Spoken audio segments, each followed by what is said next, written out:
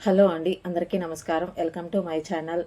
ముందు video continuation అండి. ఇంకా సతీష్ పేరెంట్స్ కిడ్నీ అనేసి చెప్పేసి వెళ్ళిపోయినారండి. ఇంకా సతీష్ బాగా ఫీల్ అయిపోయినాడు, ఏడ్చినాడు. ఏంది నా పేరెంట్స్ కూడా ఇట్లున్నారు, ఇంకా నేను చనిపోతానంటే కూడా వీళ్ళకి లెక్కగొలేదన్నట్టు బాగా ఫీల్ అయిపోయినాడండి.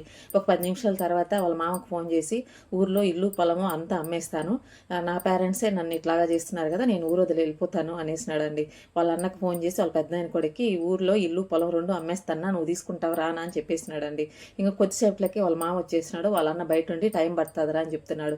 సతీష్ ఏమంటే బాగా ఫీల్ అవుతున్నాడు. వాళ్ళకి వీళ్ళకి ఫోన్ చేస్తున్నాడు. నా పేరెంట్స్ నన్ను ఇట్లాగా అంటున్నారు, నన్ను ఇట్లాగా చేస్తున్నారు, నేను వాళ్ళ అప్పులు కట్టుంటాను, వాళ్ళని చూసుకుంటాను నేను అనేసి సతీష్ వర్షం సతీష్ చెప్తున్నాడు, బాధపడుతున్నాడు. ఇంకా వాళ్ళకి ఆ కన్సర్న్ లేనప్పుడు ఇంకెవరు ఏం చేస్తామండి. నాకు సతీష్ ముందే చెప్పినాడు, మా అమ్మ మా నాయనతో నేను మాట్లాడుకుంటాను, వాళ్ళకి నేను ఇంత అమౌంట్ ఇచ్చుకుంటాను, మొత్తం నేనే చూసుకుంటానని. ఇంకొక విషయం ఏమంటే వాళ్ళ బ్రదర్ కూడా ఉన్నాడు. వచ్చి వాళ్ళ అమ్మ వాళ్ళ నాయనకి, మీరు ఎవరైనా సెట్ అయితే ఇవ్వండి ఆయన, నేను ఇంకా బతుకున్నాను, నేను చూసుకుంటాను మిమ్మల్ని, వాడితో నీకేం పని అనేసి. కనీసం వాళ్ళు వెంటనే ఏం తీసుకునేది ఏం లేదండి. ఒక మాట మాట్లాడుంటే సతీష్కి ఎంత సంతోషమే అండి. కానీ ఆడెవరూ మాట్లాడలేరండి. సతీష్కి వాళ్ళ ఫ్యామిలీ ఇచ్చిండే విలువ చూసి నేను ఫస్ట్ షాక్ అయిపోయినానండి. ఇంకా వాళ్ళ మామ వచ్చేసినాక ఇంకా మాట్లాడుతున్నాడు, మామ ఇంతుంది ఇచ్చేస్తాను, తీసుకొని నీ ఊర్లో వెళ్ళిపోతాను అనేసి. ఇంకా వాళ్ళ అన్న వాళ్ళ ఇంట్లో ల్యాండ్ పేపర్లు పాస్బుక్లు అవన్నీ ఉంటే నన్ను పంపిస్తున్నాడు తీసుకురాని. నేను ఫోన్ చేస్తా, మా బావకి ఏడుస్తా పోతున్నాను. సతీష్ ఇట్లాగా అంటున్నాడు, బావా వాళ్ళు బాగా దారుణంగా అవమానిస్తున్నారు, బాగా మాట్లాడుతున్నారు. అరే ఏం కాదులేరా, మేము ఉన్నాం లేరా అనేసి ఒక్క 4 మాటలు, మంచి మాటలు. వెంటనే ఏం కిడ్నీ సెట్ అయిపోయేది ఏం లేదు, తీసుకునేసేది ఏం లేదండి. పాజిటివ్గా 4 మాటలు మాట్లాడుంటే ఎంత బాగుండు.